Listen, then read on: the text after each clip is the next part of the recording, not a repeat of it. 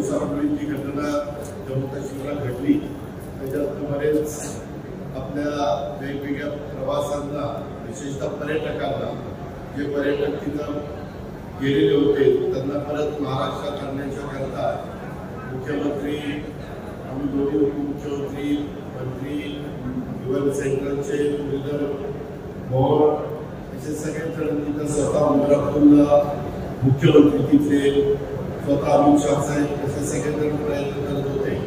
आता बऱ्याच अंशी लोक आपापल्या भागामध्ये आणण्याचं काम चाललेलं आहे। रेल्वेने आणतायत, विमानाने आणतायत। आताच एक विमानामध्ये एक ग्रुप बसलेला मी त्यांच्याशी त्या ठिकाणी बोललो।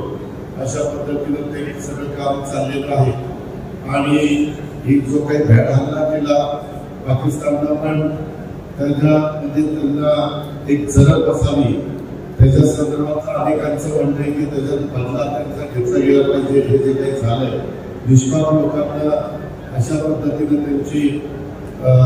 त्यांना संपवणं हे कशातच बसत नाही, परंतु ते त्या नालायक अतिरेक्यांनी केलेलं आहे आणि त्याच्या संदर्भामध्ये सेंट्रल गव्हर्नमेंटनी पण लक्ष घातलेलं आहे। ते त्यांच्या पद्धतीने निर्णय घेतील, परंतु भारत या सगळ्या गोष्टींच्या करता एकजुटीने उभा राहिला अशा प्रकारचं चित्र संपूर्ण जगामध्ये गेलेलं आहे आणि जगातल्या पण इतर देशातल्या लोकांनी नेत्यांनी तिथल्या प्रमुखांनी या भ्याड हल्ल्याचा निषेध केलेला आहे आणि त्याला जे काही अतिरेकी कारवाईची राष्ट्र करतात त्यांना आता त्यांची जागा दाखवण्याची वेळ आलेली आहे अशा पद्धतीचं साधारण सगळ्यांची वक्तव्य आलेली आहे।